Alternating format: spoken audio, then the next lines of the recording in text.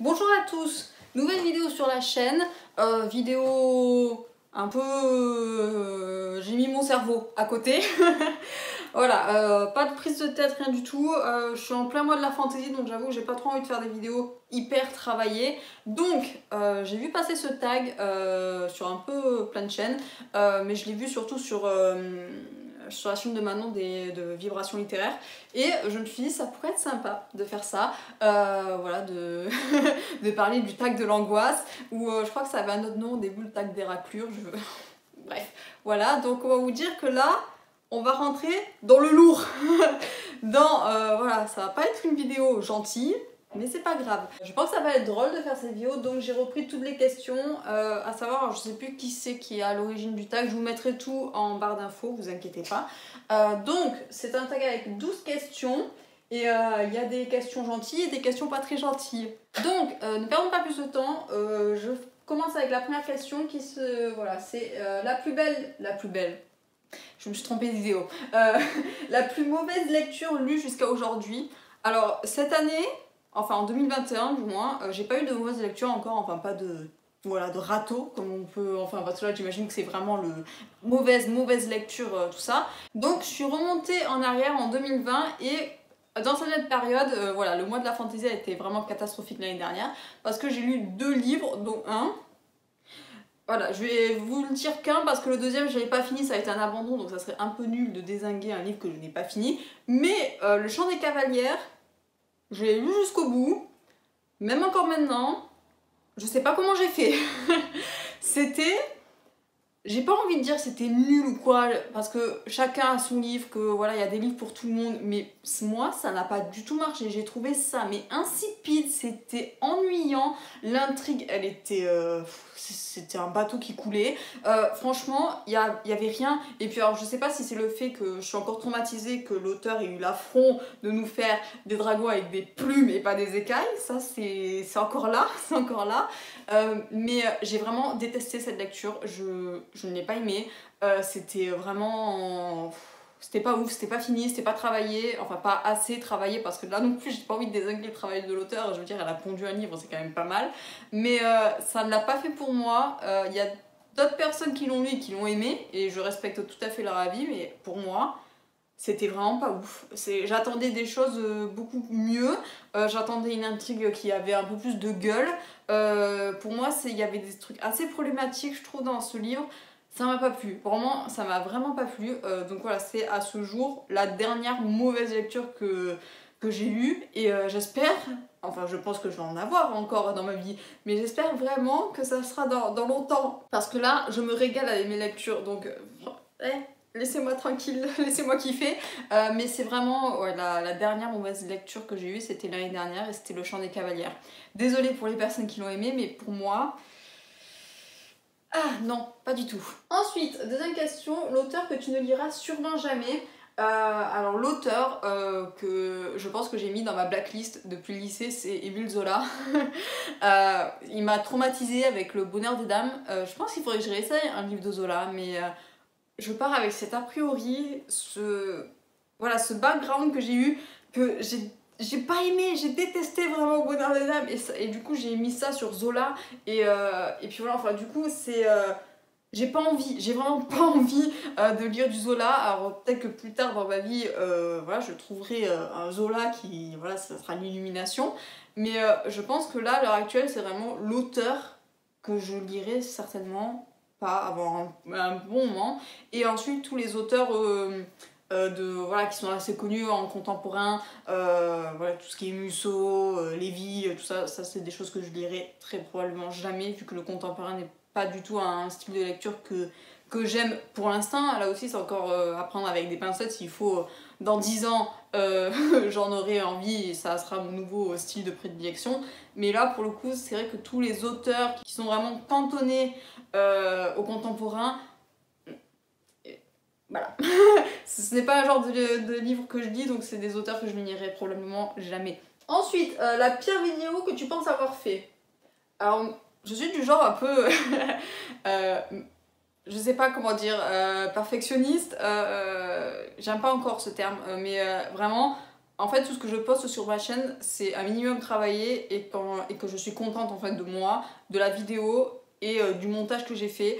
Voilà, toutes les vidéos que j'ai sorties sur ma chaîne, enfin, j'en supprime pas mal. C'est vrai que toutes les vieilles lectures, les vieux book hauls, je les supprime à force parce que ça sert à rien de les garder. Mais c'est vrai qu'il y a des vieilles vidéos que je garde parce que je suis très contente de ce contenu. Alors après, je les ai pas regardées depuis un moment, mais je me souviens que je m'étais régalée à faire la vidéo sur le film de Netflix de Fullmetal Alchemist.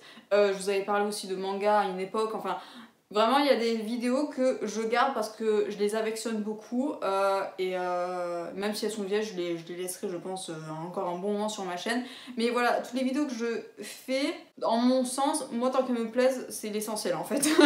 Et si je suis fière du travail que j'ai fait, alors je le poste. Et si je n'en suis pas fière, je préfère laisser une semaine sans vidéo que poster quelque chose qui ne me plaît pas. Et du coup, je sais que en tant que voilà, de chaîne livresque, chaîne booktube, il y a des choses qui marchent moins bien que d'autres. Notamment, je me souviens que la vidéo de broderie que j'ai faite, alors il y a pas mal de personnes qui m'ont fait des retours, mais je sais que ça a pas... enfin d'habitude je fais un peu plus de vues que ça, là elle a peiné à faire les 100 vues. Bon, moi je me suis régalée à faire cette vidéo broderie, donc franchement... C'est le fait qu'elle ait fait moins de vues ou quoi, ça me passe un peu, mais même carrément au-dessus, parce que je suis très contente d'avoir fait cette vidéo, je suis très contente d'avoir fait cette broderie, j'ai hâte que voilà, il fasse enfin un peu chaud pour pouvoir porter mon t-shirt. Et puis voilà, non, franchement. Après, je me souviens que j'avais fait au tout début de ma chaîne un concept sur... j'avais pris un peu ce que fait certains booktubeurs ou youtubeurs, les favoris par saison, vous savez, je parlais de séries, de mangas un peu, de films, enfin c'était un peu un fourre-tout qui ne marchait pas trop et qui me saoulait à un moment donné à faire, donc c'est un concept que j'ai totalement supprimé de la chaîne, que je regrette pas du tout, parce que c'était un travail... Bref, voilà, c'est peut-être deux réponses que j'apporterai dans cette question. Voilà, la pire vidéo que tu penses avoir fait, c'est vraiment en termes de... comment dire, d'intéressement du public. Voilà, c'est des vidéos qui vous ont un peu moins intéressé que voilà, tout ce qui est des lectures, book haul, etc. Les tags aussi que je fais font peut-être un peu moins de vues. Je sais pas trop, j'avoue que c'est quelque chose que j'ai pas regardé, mais ça serait intéressant de le voir. Mais oui, enfin voilà, c'est des styles de vidéos, mais après je m'en fiche. Voilà, tout ce que je mets sur ma chaîne, c'est fait avec beaucoup d'amour. Donc voilà, je suis très contente de ce que je poste et puis voilà. Après, si vous aimez, tant mieux. Si vous aimez pas, tant pis. Ça nous passe au-dessus, là aussi. Ensuite, quatrième question, ta pire expérience en salon ou rencontre auteur? Moi je suis...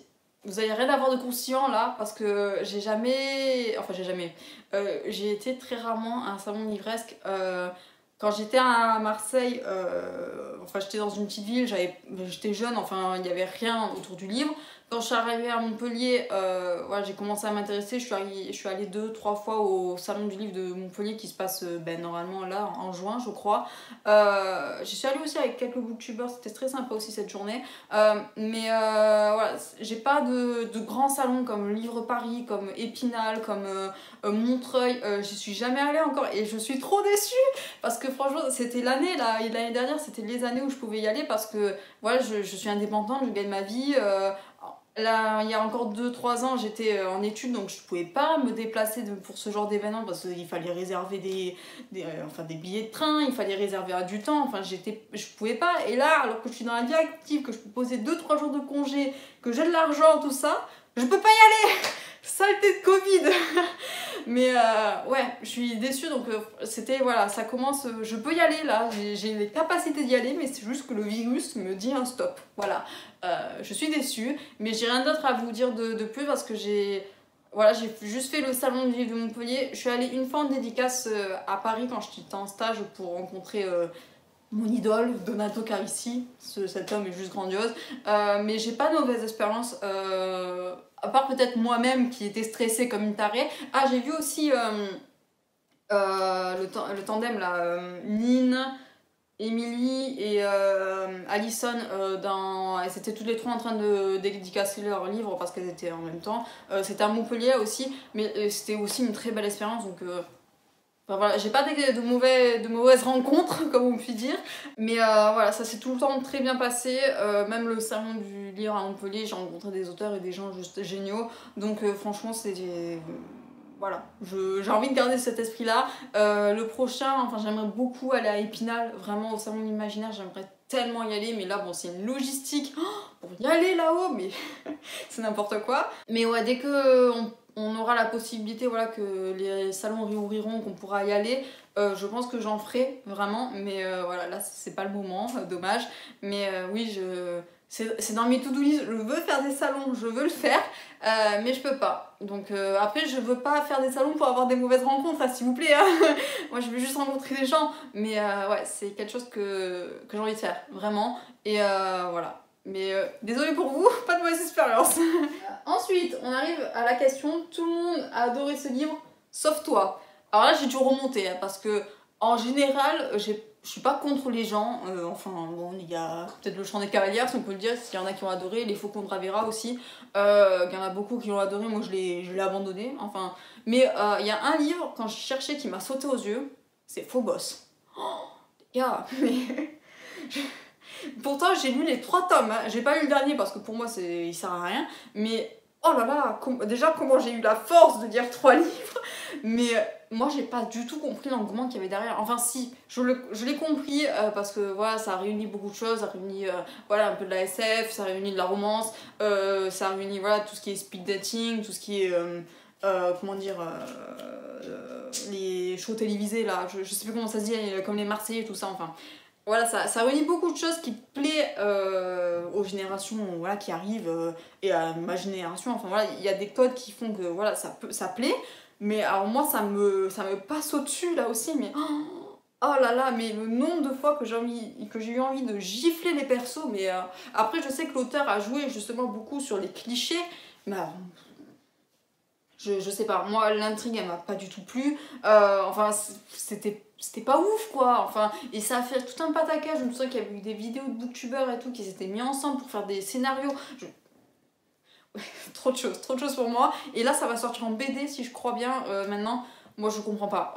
Enfin, si, je vais me répéter, je comprends l'engouement qu'il y a derrière, mais moi ça m'atteint pas du tout, mais pas du tout. Donc beaucoup de personnes l'ont aimé, ça a fait un tel raz-de-marée sur tout ce qui est booktube, Instagram, tout ça.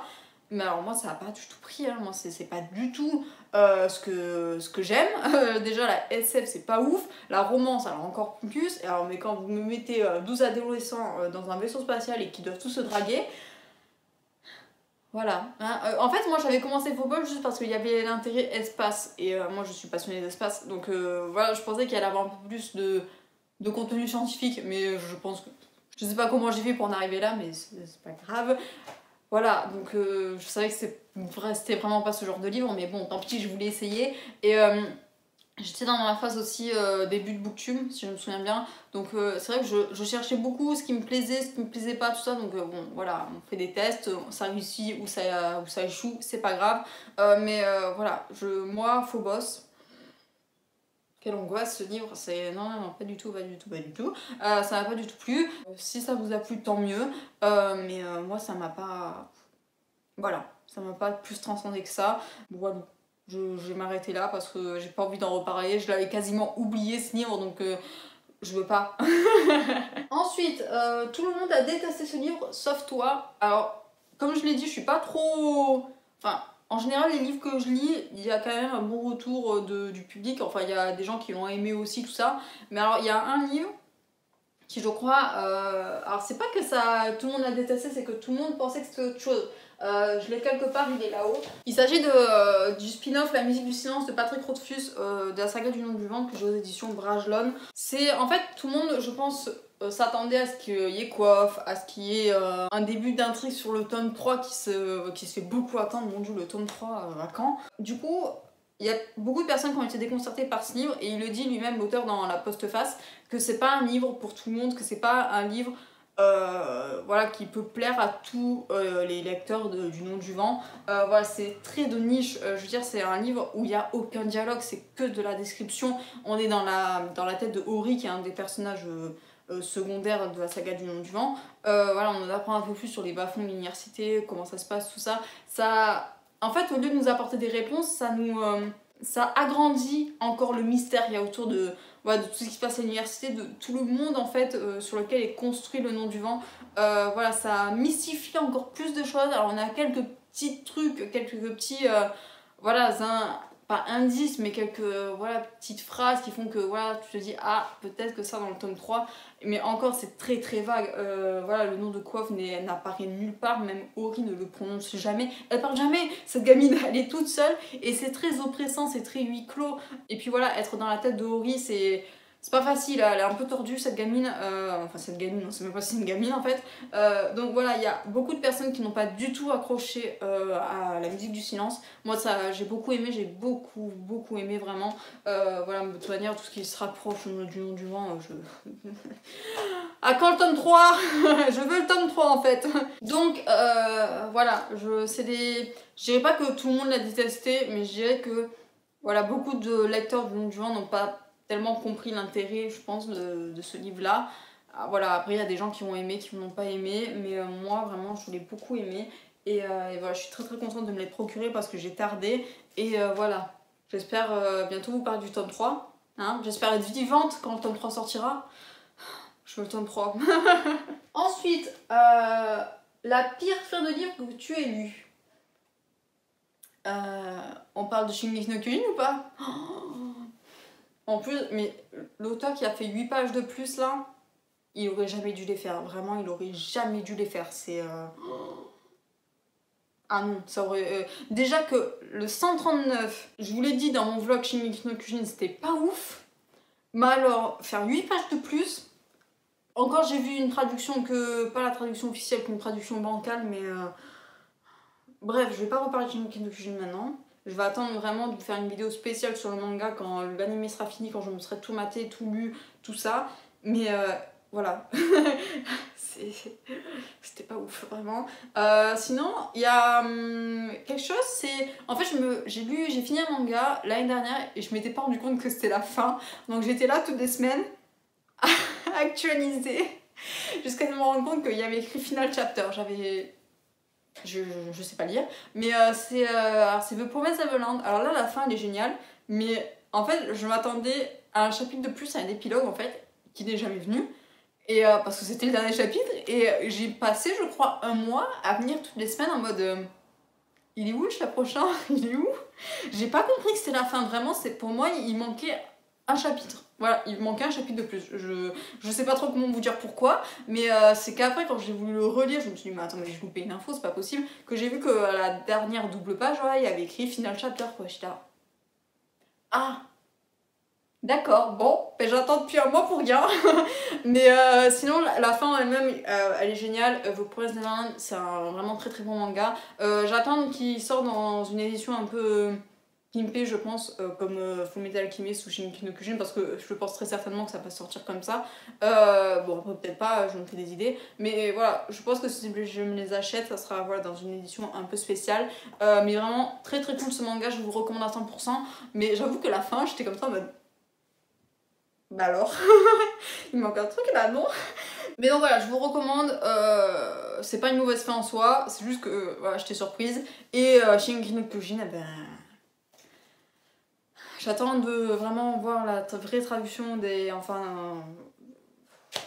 Qu'est-ce qui nous... Pourquoi? Je comprends pas, enfin je vais... Ça me plaît pas. Ensuite, une nouvelle expérience avec une maison d'édition, ou un auteur, ou un abonné. Bah là non plus, vous n'allez rien vous mettre sous la dent, j'en ai pas. Déjà, j'ai eu aucun lien avec une maison d'édition jusqu'à présent. C'est pas quelque chose qui m'intéresse de ouf non plus, parce que quand je vois beaucoup de booktubers je dis pas qui s'en plaignent des partenariats de maison d'édition, mais voilà, qui soulèvent quelques problèmes, moi j'ai vraiment... Je veux pas, laissez-moi tranquille, moi je m'achète des livres et puis voilà, c'est tout. Comme ça on me force pas, voilà, on me serre pas la main pour que je dise quoi, ci ou ça. Non, moi je m'achète mes livres et puis voilà, et puis moi c'est un réel plaisir d'acheter un bouquin, vraiment, donc voilà.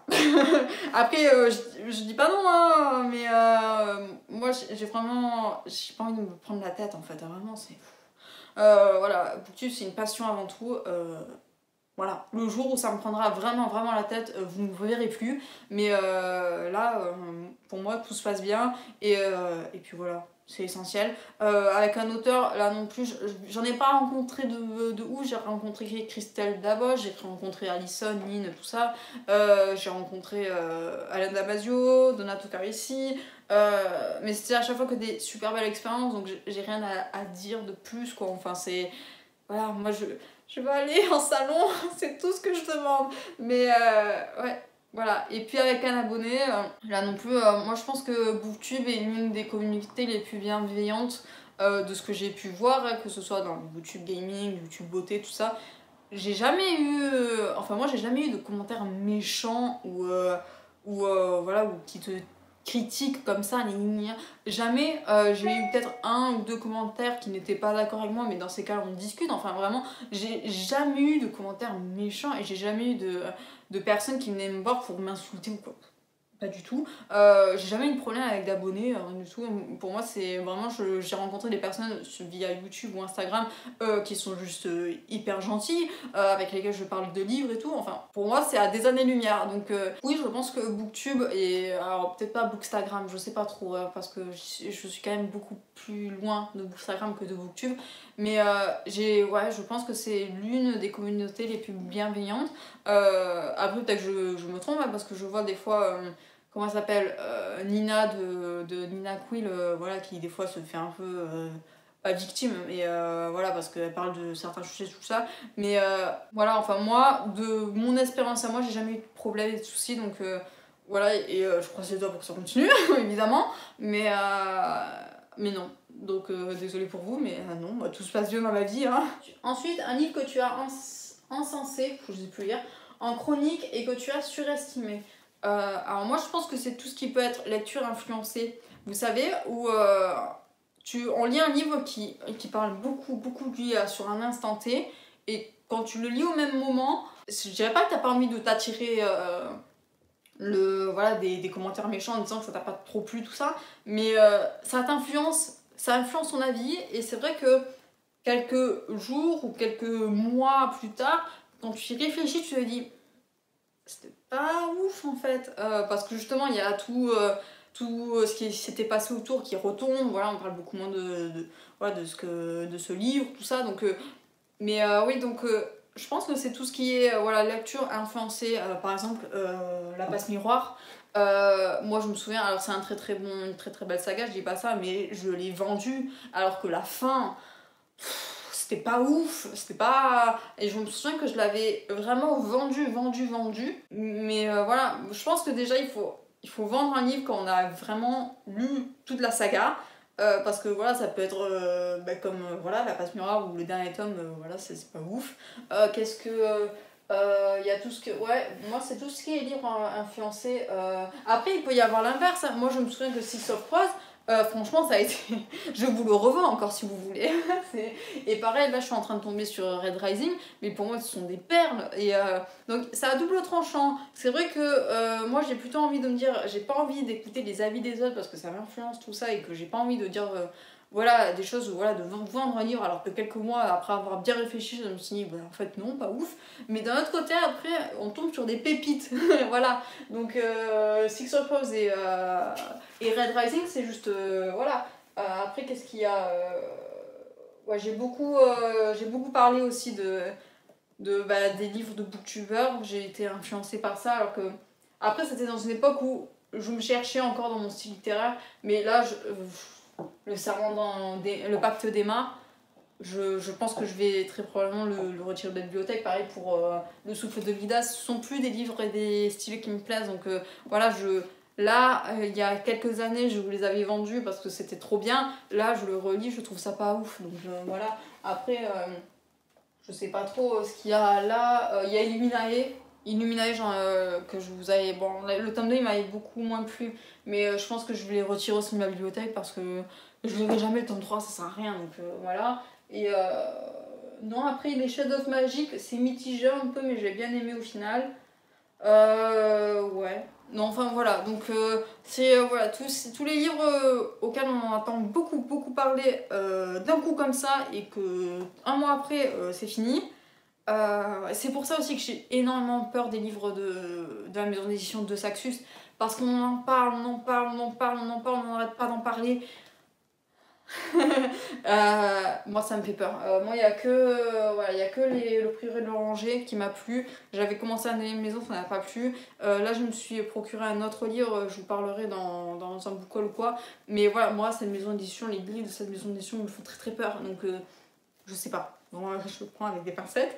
Mais ouais, voilà, c'est les livres voilà, très connus. Ça, je sais pas. Ouais, ça. Voilà. Ensuite, la lecture que tu n'assumes pas avoir lu et ou aimé. Alors là, je commence à l'assumer de plus en plus. C'est tout ce qui est romance MM, yaoi, yaoi. Voilà, je vous en parlais pas du tout avant, mais je suis tombée dedans, mais fin lycée. J'en lis, mais j'en lis. Enfin, ouais, c'est quelque chose. Et c'est que depuis l'année dernière, je crois que je vous en parle. Parce que je sais pas, j'ai eu un déclic en me disant que bah, en fait je lis ce que je veux et si j'ai envie de vous en parler, je vous en parle et si je vous en parle pas, tant pis. Mais je sais pas, je ressentais peut-être pas de la honte, mais oui, quelque chose comme ça. Dans le sens où pour moi c'était pas quelque chose qui se disait quand on lisait ça, alors que bah pourquoi pourquoi donc ouais ça je sais pas pourquoi j'assumais pas. Bon maintenant j'assume de plus en plus. Voilà, je vous ai parlé de Given, de l'évangile du Zéphyr, je vous parle de ouais, du Prince captif, de plein de livres, mais c'est vrai que c'est quelque chose que j'assumais pas beaucoup jusqu'à présent et que j'assume de plus en plus et je suis contente vraiment de vous en parler. Et après quelque chose dont je vous parle pas parce que là aussi j'assume pas, c'est tout ce qui est fanfiction. Alors là, et tout ce qui est fiction aussi non publiée. J'ai lu des trucs, oh mon dieu. Voilà, là j'assume pas du tout pour le coup. Mais ouais, je vous parlerai pas encore de ce que je lis en fanfiction, fiction, tout ça.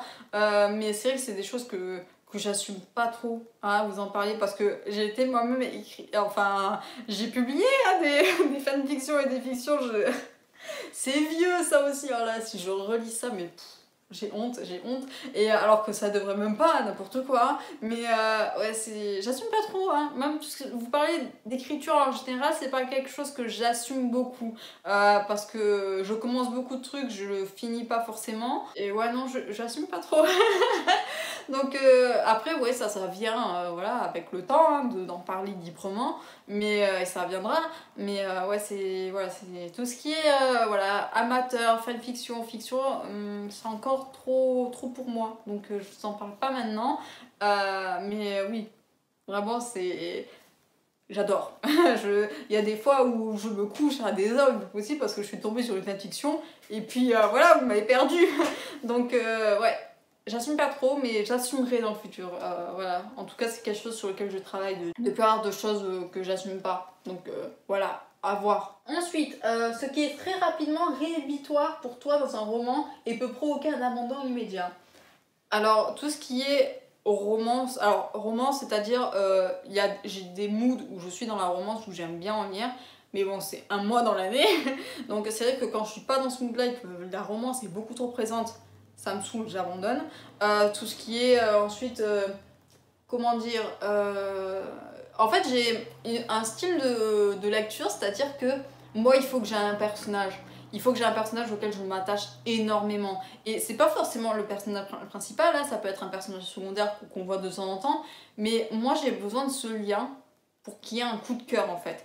Je saurais pas quoi vous prendre comme exemple dans mes dernières lectures. J'ai fini Les Salauds Gentilshommes. Là, mon coup de cœur est allé pour Locke, hein, évidemment.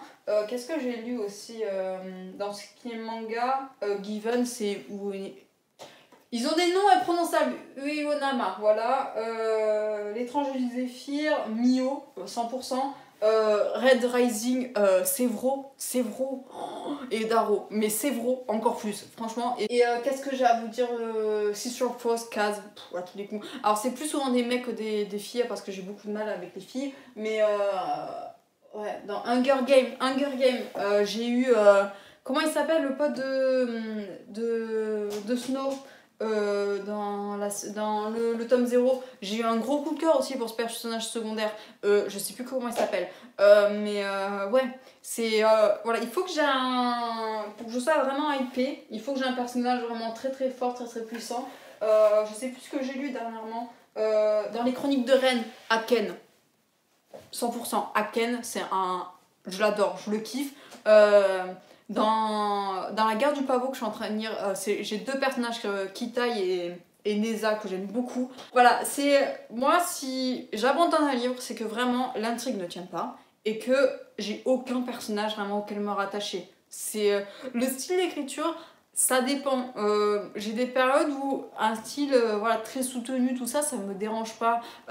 Mais il me faut un personnage, il me faut un ou deux personnages auxquels me raccrocher. Si j'ai pas ça et qu'en plus l'intrigue elle est pas folle, c'est non, moi ça me plaît pas. Mais ouais, j'ai besoin de créer ce lien avec un personnage. Alors vous allez me prendre pour une tarée très certainement, mais voilà, c'est si je dois vivre ce qui se passe dans le livre, si je dois vraiment voilà être à fond dans l'intrigue, il faut que je le vive avec voilà, un personnage, sinon ça, ouais, ça prend moins bien. Après, voilà, il y a des histoires où voilà, les voleurs de fumée, j'ai beaucoup aimé, mais je me suis pas liée forcément à un personnage. Mais voilà, s'il y a un vrai coup de cœur, c'est que vraiment, il y a eu un personnage aussi qui m'a...